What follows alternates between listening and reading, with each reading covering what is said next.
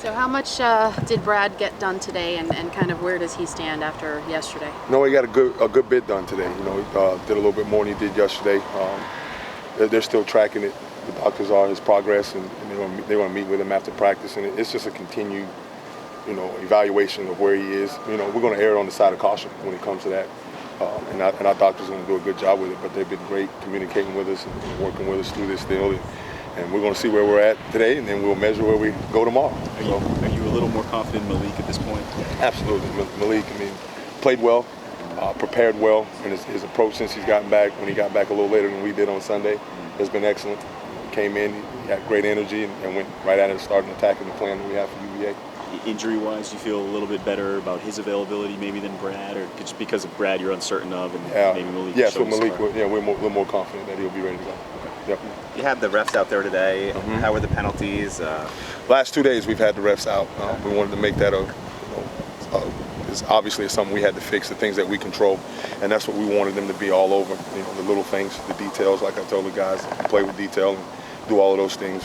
We don't have the penalties, so I wanted the refs to be extra hard on us and tick-tacky to a T, just so we could drive home the point of the penalties that we do control and the things that we need to clean up that we control from the standpoint of what we do. We have to be on top of. So they were there to help us with that. They did an excellent job the last 2 days. We were able to serve the consequences to the guys that were culprits immediately, just to address it, just to keep it on their head and make sure they understand the point of emphasis, and that is critical that we do that.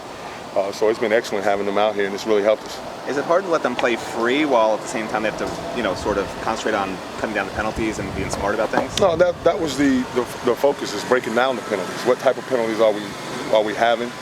What type of penalties are things that are pre-snap penalties and things that we control for the substitution, offsides, when you hold because of you're fundamentally not in the right place. Those are things that you control. It doesn't have anything to do with how hard you play. Play hard, play physical. Some of those penalties that happen during a physical play are kind of just, they're up for grabs. It can go against them, it can go against us. Two guys going for a ball at the same time, go for the ball. Play football. But jumping off sides, false starts, we got to clean that up. Well, out of those 23 penalties, how many do you think maybe could have gone either way, and maybe you weren't worried about the kid really with the effort and whatever? Yeah, like I said, the physical penalties we kind of stayed away from. It was more of the things that we control, like the false starts, the offsides, the alignment things, the cutting when you're not supposed to cut. Those things, like things that we control, things that we got to fix. The physical penalties, we kind of just said, I want them to play ball. I want them to play fast. I want them to play physical.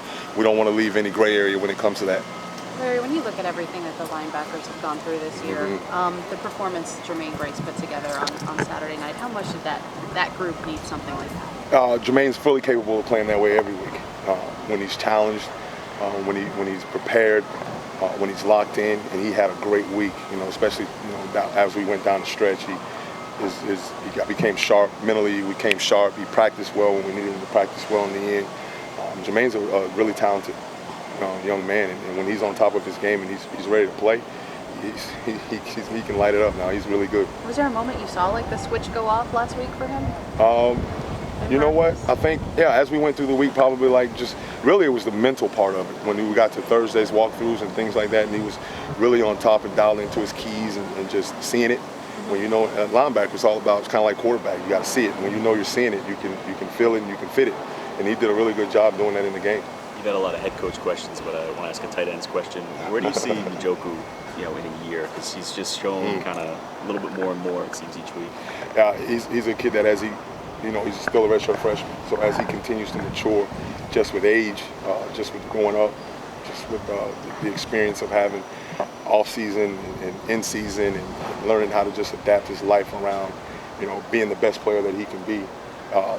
The sky's the limit for that kid, because he's loaded with talent, and as he grows and matures and just gets a little bit older, I think he's got a chance to be really, really special. All right, last question, guys.